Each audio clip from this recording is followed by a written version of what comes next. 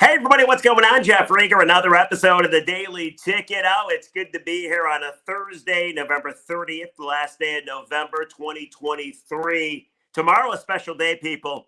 Tomorrow is the inaugural First Ticket Trivia. I have the contestants lined up. We're ready to go, and three men will duke it out for a chance to take on Stoney from the morning show in Ticket Trivia Championship. I have no idea what I'm going to call it, but I'll figure that out. But I'm very excited. If you want a chance to get on the Daily Ticket, play a little trivia, if we like this trivia thing, God, I hope you like it.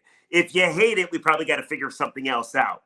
But if you want a chance to get on the Daily Ticket, play a little trivia, all you got to do is follow the Daily Ticket wherever you get your podcast and leave a review. Doesn't even have to be a good review. You could say, hey, Jeff, you blow. But if you leave 5 stars, that'd be greatly appreciated. But make sure to also leave your Twitter handle or your name on Facebook. I'll reach out to you. I'll get you on the Daily Ticket. And away we go. Again, I don't even care if you leave a good review. You can tell me I suck. My wife tells me that all the time. I'm used to it. Anyway, I'm excited. I'm excited for myself. This is the chance I've always wanted. Not only, hopefully, am I providing you with something entertaining and enjoyable on a Friday, but I also get a chance to do something I've always wanted to do, be a game show host.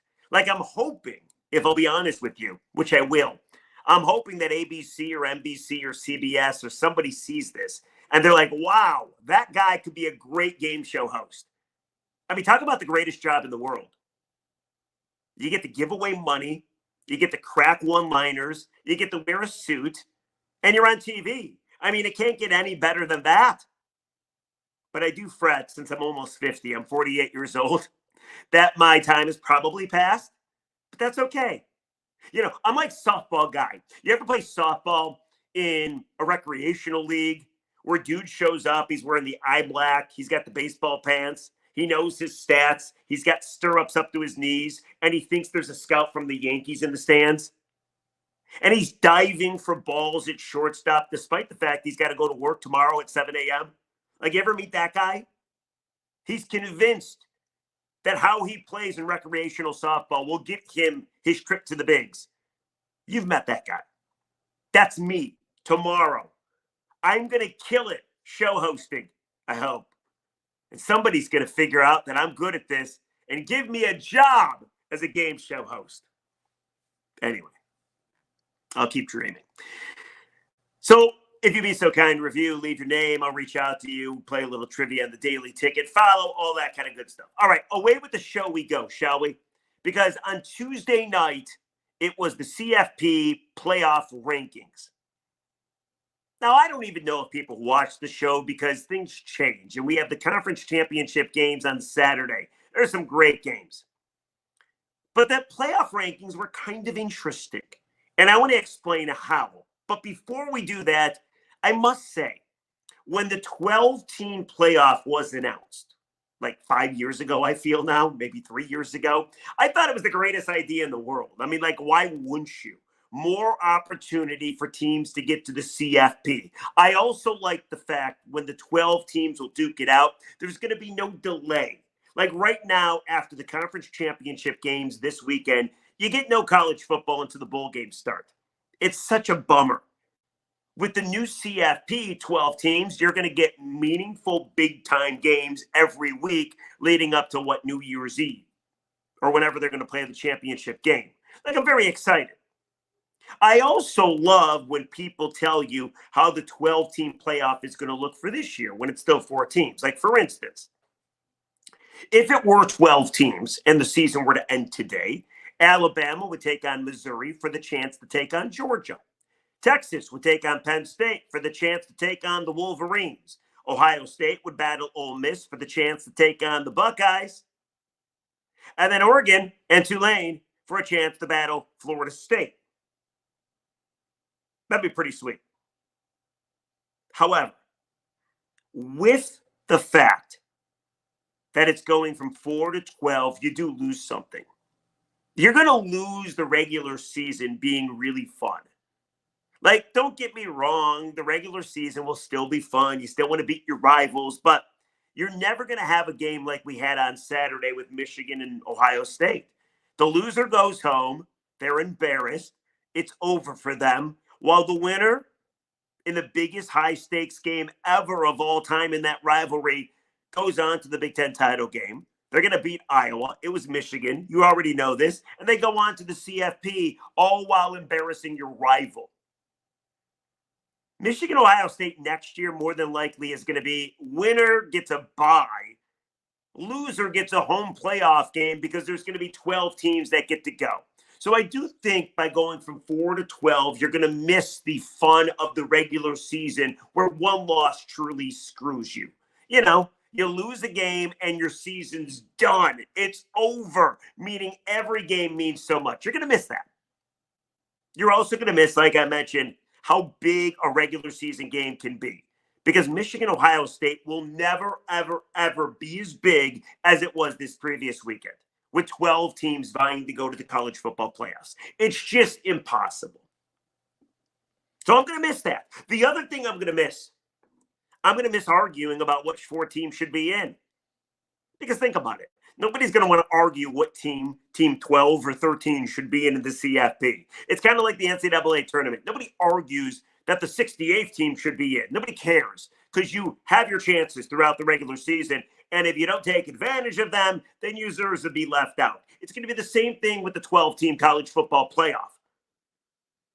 2 lost teams are going to get to go to the playoffs. So if you're a 2-loss team, but yet you get left out, I don't have a whole lot of sympathy for you because you should have won a game along the way. You should have done something along the way to allow yourself to be in a better position. But with 4 teams, it is fun to argue. It really is. And that's what I want to do right now. Because I beat around the bush long enough. I'll call it a fantasy.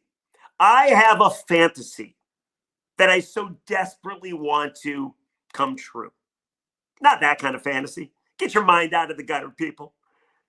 But this was my fantasy last year as well, and it did come true. But just not all the way. Last year, I so badly wanted Ohio State to make the CFP, which they eventually did. They almost beat Georgia, the team that won it all. I wanted Michigan to take on Ohio State in the CFP. I did. Everybody thought I was crazy. Everybody thought I was insane. But I won it again this year. Let me tell you why I want it so bad. Currently, the Buckeyes are 6 in the CFP. So there is a chance that it happens. I'll get into that momentarily. But here's why I want it to happen. I'm a sick individual, I guess. Could you imagine if the Buckeyes got to the CFP? And yeah, they would talk and say, see, we're not dead. The loss didn't kill us. We only lost by 1 possession to the number 3 team in the country on the road, right? Not to mention they were cheating the last 2 times we played them. Maybe last time, who knows? The Buckeyes would be excited, just like they were last year. But if they got to the CFP and they played Michigan and Michigan beat them again, Ryan Day would get fired, or at least he would resign. You will have broke the Buckeyes. I believe when it comes down to a rivalry, you're looking for pain inflicted on the other side. You want things to get as nasty as possible to the other side. Can you think of a better scenario when you beat the Buckeyes in the biggest regular season Ohio State-Michigan game ever, and then you do it again in the playoff? There's nothing better than that. They would fold as an institution. They would have to give up their accreditation. They'd be done. You will have not owned the rivalry. You will have dominated the rivalry. You will have ended the rivalry. Because they can talk all they want about beating you 19, 18, and 19 times, whatever it was. But never, not once, never has a team beat the other team in the regular season, then beat them again in the playoff. I want this so bad. I want it so bad. Now, I am a fan of storylines. I am a fan of fun. This seems like fun to me because I know Michigan would beat Ryan Day again. Ryan Day would be left crying to Lou Holtz. It would be phenomenal. Now, I know the other side of things And Michigan fans, some might be scared. Some might say, but we already beat them once. We don't need to beat them again. Some might also say, well, you're so confident that we're going to beat them again, but what if they beat us? I don't believe Ryan Day has it in him to beat the Wolverines. I just don't. I also don't believe Kyle McCord has it in him to beat the Wolverines. Not this Wolverine team. It would be so sweet. I don't believe you would lose to them. I think you would beat them again. And more than anything else, the one thing that was missing on Saturday would be present this time around. Jim Harbaugh would be there. So Ryan Day will have lost to Sharon Moore and Jim Harbaugh. You're telling me that he could still be the coach of Ohio State? You could end them. I thought the same thing with Michigan and Michigan State in college basketball. There was 1 year, almost 2 years, where both teams were on the path to meet each other in the championship game. I don't know if my heart could take that. I'll be honest. But my God, could you imagine if Michigan or Michigan State beat the other team to win it all? It would wreck the rivalry. It'd be done. It'd be over. One team would own it. The other team would have to literally go to the MAC. Same thing around here. I want the Buckeyes in badly so Michigan can beat them again. Am I the only one that feels this way? I don't think so. Yes, there's going to be a lot of people that are yelling at their computer screens right now telling me to fuck off. I get it. I understand it because you don't want to play the Buckeyes again. You already beat them once. You're afraid of them. They might beat you this time around, and that wouldn't be fair in your mind. And I guess I understand that. I guess I just have more confidence in Michigan than you do. I think Michigan wouldn't just beat them. They'd beat them by a larger margin. Do you want it? Comment section below. Do you want it? Oh, I want it. I want it badly. So how do I get it? If you look at the CFP, Georgia's 1, Michigan's 2, Washington's 3, Florida State is 4. Okay? The way I see it, Georgia beats Alabama in the SEC title game, which I do believe is going to happen. Bama's gone. They're 8th, by the way. See ya. Georgia's in. Michigan's going to beat Iowa. I think we know that's going to happen. Michigan's in. The winner of the Pac-12 championship game, Washington and Oregon, is in. The loser, see ya. Especially if it's Oregon, because that will be their second loss. They've already lost to Washington once. Now, I guess if Washington loses to Oregon, maybe they would stick around and would have a chance, but I highly doubt it. And then Florida State's going to take on number 14, Louisville. Florida State is without their quarterback, Jordan Travis. I want the Buckeyes to get in. The CFP put the Buckeyes at 6. Oregon's 5. The Buckeyes are 6. Texas is 7. Bama's 8. If Bama loses to Georgia, they're out regardless. If Texas loses to Oklahoma State in the Big 12 Conference Championship game, then they're done. However, if they beat Oklahoma State, they're a 14-point favorite, they probably go as the 4th seed in the CFP. Because I would assume a one-loss Texas team with a conference championship would go over a one-loss Buckeye team without a conference championship game or title, for that matter. So here's what needs to happen. In my world, it's my fantasy. I think it's yours too. God, I'd be fired up to see that game. Georgia needs to win. Michigan needs to win. Washington needs to win. Louisville needs to win. Oklahoma State needs to win. If that were to happen, the Buckeyes are the 4th seed. And they're going to take on Georgia. And they almost beat Georgia last year. This isn't as good of a Georgia team. And then Michigan would play Washington. Michigan hopefully beats Washington. And for it all, on a Monday, Michigan, Ohio State for a national title. That sent shivers down your spine, did it not? Now, chaos can happen. Insanity can happen. If Alabama beats Georgia, maybe Georgia still goes. And that's going to eat up Ohio State's spot, right? If Texas wins, they probably go over the Buckeyes. I think Louisville is going to beat Florida State. But if Florida State wins, then it doesn't matter. If everything goes according to chalk, right? Georgia wins, Michigan State wins, Washington wins, and Florida State wins, then those are the teams that go 1-4 like it is right now, and we're not having the conversation. But in my want, I want Georgia to win, Michigan to win, Washington to win, Louisville to win. I want the Buckeyes in. They have like literally no chance except if mass insanity happens, and that's what I'm rooting for.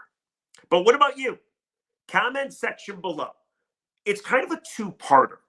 Number one, does it interest you running it back, Michigan, Ohio State in the college football playoff? Oh, give it to me, baby. And then number two, how would they get in? And if they got in, are you as confident as I am that Michigan would roll them again? Oh, it would be so sweet. It would be so much fun. So let me know. Comment section. Also, tomorrow, the first ever ticket trivia. Please watch and be brutally honest with me if it was entertaining and if I have what it takes to be a game show host. I'm going to wear a suit jacket. That's right. I'm going to go pick it out right now after this podcast. All right, let's get to the comments. Every daily ticket, we react to comments. There's some good, there's some bad. Let me go ahead and check out what people had to say the latest daily ticket. A good comment. 2 words. Josh Dobbs. The Lions are winning this division, but they may not be as good as we first thought. I'm still thinking a home playoff win and a division is going to happen. Any notion of this team being a real Super Bowl contender is gone, though. Love the podcast. That's from Lions Luck Sports Card 9835. That was from a couple podcasts ago when I talked about the Lions not playing very well. The next thing you know, the Vikings lost to the Bears. I would agree with you. Now, there's still a lot of football left to be played. But depending on how they finish off the remaining 6 games that look tougher than they originally did, if they look good, then yeah, I can get that Super Bowl feeling back. And by the way, the Niners and the Eagles play each other this weekend. One of those teams has to lose. If it's the Eagles, you're only going to be 1 game out of the first seed. That is if you beat the Saints. So I'm still waiting to make a determination, but I agree with that text or that comment.